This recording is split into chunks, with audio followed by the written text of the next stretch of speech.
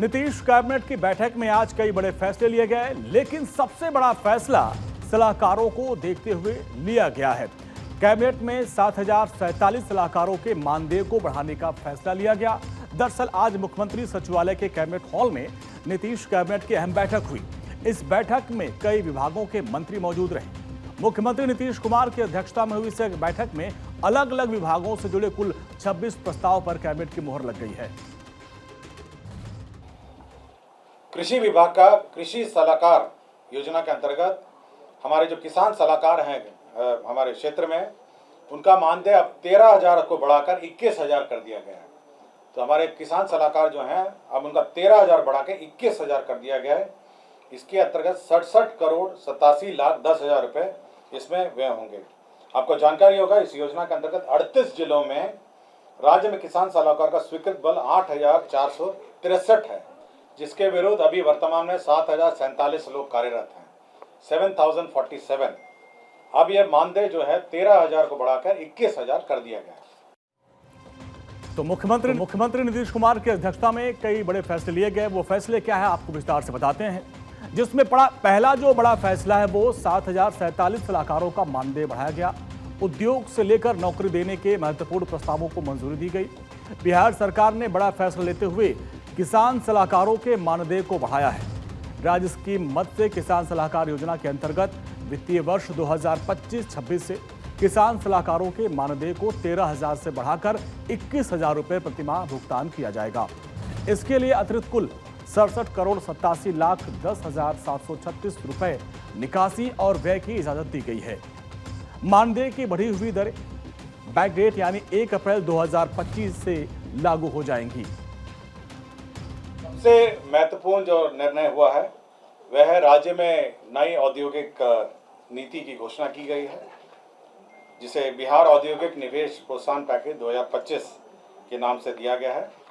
यह जो पैकेज है ये माननीय मुख्यमंत्री जी के 15 अगस्त का जो अभिभाषण था गांधी मैदान में, उसके आलोक में ये पैकेज की स्वीकृति दी गई है, जिसमें बहुत सारे जो रियायतें हैं उसको दुगना कर दिया गया है और साथ ही साथ बड़े उद्योग लगाने के लिए निःशुल्क भूमि का भी प्रदान किया गया है।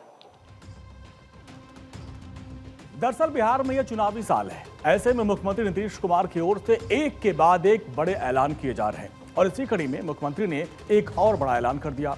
बिहार में उद्योगों को बढ़ावा देने और युवाओं को रोजगार उपलब्ध कराने के उद्देश्य से राज्य सरकार ने बियाडा एमनेस्टी पॉलिसी 2025 के बाद अब बिहार औद्योगिक निवेश प्रोत्साहन पैकेज 2025 लागू कर दिया है और इसकी जानकारी खुद मुख्यमंत्री नीतीश कुमार ने सोशल मीडिया पर ट्वीट करके दिया। सीएम ने यह भी बताया कि इससे उद्यमियों को क्या फायदे होंगे। इसके अलावा कैबिनेट में कई और फैसले लिए गए, जिसके मुताबिक बिहार औद्योगिक निवेश प्रोत्साहन पैकेज 2025 को भी मंजूरी दी गई। बिहार में नए अंतर्राष्ट्रीय हवाई मार्गों पर कनेक्टिविटी बढ़ाने के लिए एक नई नीति को भी मंजूरी दी गई है। बाल एवं किशोर श्रम उन्मूलन के लिए राज्य रणनीति एवं कार्य योजना 2025 को भी स्वीकृति दी गई है। नीतीश सरकार ने ये फैसले समाज के अलग अलग वर्गों, खासकर दिव्यांगों, किसानों और डीलरों को आर्थिक रूप से मजबूत करने की दिशा में एक महत्वपूर्ण कदम माने जा रहे हैं।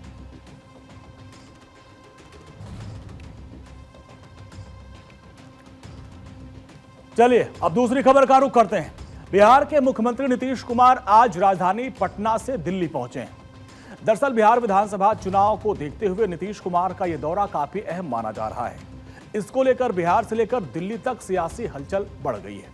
आने वाले विधानसभा चुनाव के अलावा मुख्यमंत्री नीतीश कुमार उपराष्ट्रपति चुनाव को लेकर भी बीजेपी के बड़े नेताओं से मुलाकात कर सकते हैं। दिल्ली आने से पहले मुख्यमंत्री नीतीश कुमार ने पटना में केंद्रीय मंत्री धर्मेंद्र प्रधान से अपने आवास पर मुलाकात की थी। सीएम नीतीश कुमार के साथ जेडीयू के कार्यकारी अध्यक्ष संजय झा भी दिल्ली आए हुए हैं और जानकारी मिल रही है कि नीतीश कुमार दिल्ली में 2 दिन तक रहेंगे। दरअसल नीतीश कुमार का दिल्ली दौरा पहले से तय नहीं था, बल्कि अचानक ये कार्यक्रम बना है। ऐसे में सियासी गलियारों में चर्चाओं का दौर भी शुरू हो चुका है। सूत्र बता रहे हैं कि आने वाले बिहार में विधानसभा चुनाव है, एनडीए की रणनीति और सीट शेयरिंग के मुद्दे पर भी बातचीत हो सकती है। हालांकि इसकी आधिकारिक पुष्टि अभी नहीं हुई है। आपको बता दें कि 9 सितंबर को उपराष्ट्रपति पद का चुनाव होने वाला है और एनडीए की ओर से सीपी राधाकृष्णन को उपराष्ट्रपति पद का उम्मीदवार घोषित किया गया है। जेडीयू पहले ही उनके समर्थन का ऐलान कर चुकी है। दिल्ली दौरे के दौरान जेडीयू के अध्यक्ष नीतीश कुमार उपराष्ट्रपति उम्मीदवार राधाकृष्णन से शिष्टाचार मुलाकात कर सकते हैं।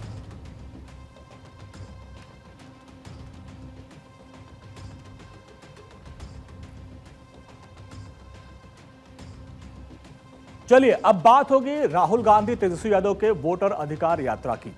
राहुल गांधी, प्रियंका गांधी वाड्रा, तेजस्वी यादव की तिकड़ी ने आज बिहार में सियासी तूफान मचाया।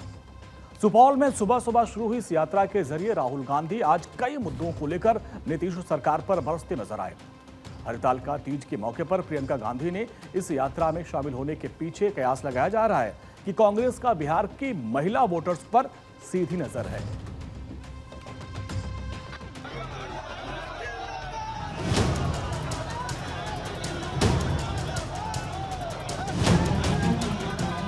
राहुल गांधी की वोटर अधिकार यात्रा का सिलसिला जारी है। इसी कड़ी में आज यात्रा सुबह सुबह सुपौल से शुरू होकर मधुबनी के कई इलाकों में पहुंची। राहुल गांधी की इस यात्रा में तेजस्वी यादव तो कंधे से कंधा मिलाकर चल ही रहे हैं, लेकिन आज की यात्रा में कांग्रेस महासचिव प्रियंका गांधी की मौजूदगी में बिहार की सियासत में सबसे ज्यादा हलचल मचाई। हालांकि भाई बहन की यह जोड़ी पहले भी कई मौकों पर एक साथ नजर आ चुकी है, लेकिन बिहार में जब से वोटर अधिकार यात्रा की शुरुआत हुई उसके बाद ये पहला मौका रहा जब बहन प्रियंका भी भाई राहुल के साथ दिखी। इस दौरान प्रियंका गांधी बिहार की नीतीश सरकार पर जमकर बरसती दिखी। प्रियंका के अलावा तेलंगाना के सीएम रेवंत रेड्डी भी आज यात्रा के 10वें दिन नजर आए। यात्रा का नाइट हॉल्ट आज दरभंगा में रहेगा। प्रियंका गांधी के अलावा राहुल गांधी के भी हमलावर तेवर यहां बरकरार दिखे। वो लगातार एसआईआर के मुद्दे पर इलेक्शन कमीशन पर बरसते हुए नजर आए। क्योंकि इसके बिना आपके कोई अधिकार नहीं है। आजादी से पहले जब आपके पास वोट नहीं था, कोई अधिकार नहीं था। दलितों को कहा जाता था कि भैया आपको हम छुएंगे नहीं, आप यहां अपना चेहरा नहीं दिखा सकते। पिछड़ों को कहा जाता था कि भैया आपकी कोई जगह नहीं है, सरकार में कोई जगह नहीं है, शिक्षा के सिस्टम में कोई जगह नहीं है। ये सारा का सारा जो आया है ये आजादी के बाद संविधान के कारण आया है। और संविधान क्या है? अगर जिस दिन आपने वोट खत्म कर दिया उस दिन इसका कोई मतलब नहीं रहता है। जो इसमें जो शक्ति है ये किताब नहीं है, ये हिंदुस्तान की शक्ति है, हिंदुस्तान की आत्मा की शक्ति है। वो शक्ति इसमें कहां से आती है? वोट से आती है। वोट निकाल दिया तो जो भी इसमें लिखा है उसका कोई मतलब नहीं है, क्योंकि शक्ति नहीं है उसमें, पावर ही नहीं है, दम ही नहीं है। दम वोट से आता है। वोटर अधिकार यात्रा के दौरान तेजस्वी और प्रियंका के अलावा गठबंधन के दूसरे साथी वीआईपी प्रमुख मुकेश सहनी, भाकपा माले महासचिव दीपांकर भट्टाचार्य और जन अधिकार पार्टी प्रमुख पप्पू यादव भी मौजूद रहे। इस दौरान सभी ने एकजुटता का संदेश देते हुए नीतीश सरकार को आड़े हाथ लिया। पॉलिटिकली यदि इस बात को समझे तो ये एकदम पॉलिटिकल बात नहीं है। यहाँ संविधान जो अधिकार देता है वो अधिकार जनता से छीनी जा रही है, ये उसकी मामला है। और वो अधिकार इसलिए छीने जा रहे हैं कि लोग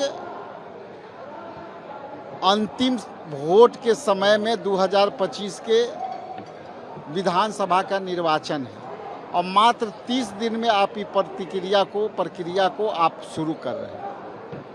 तो जो वोटरों की बात थी और आदरणीय राहुल गांधी जी ने जिस तरह से प्रेस कॉन्फ्रेंस कर करके और 6 प्रमाणिक प्रमाण दिए, जिसमें 1,25,225 वोटर के नाम हटाए गए और जोड़े गए, तो जो वोट चोरी हुआ उसमें जो राहुल गांधी जी ने जो प्रमाण दिया था उस पर इलेक्शन कमीशन का अब तक कोई प्रतिक्रिया नहीं है। वोटर अधिकार रैली में आज प्रियंका गांधी वाड्रा की ही चर्चा रही, लेकिन कांग्रेस इस यात्रा के जरिए बिहार में अपनी सियासी जमीन तलाशने की कोशिश में जुटी है। हालांकि यात्रा में उमड़ने वाली भीड़ भी अगर वोट में तब्दील होती है तो ये कांग्रेस के लिए अच्छी खबर ला सकती है, लेकिन परेशानी गठबंधन के दूसरे साथी तेजस्वी की बढ़ सकती है। फिलहाल सियासी गलियारे में कयासबाजियों का सिलसिला जारी है। Bureau report, Bharat 24।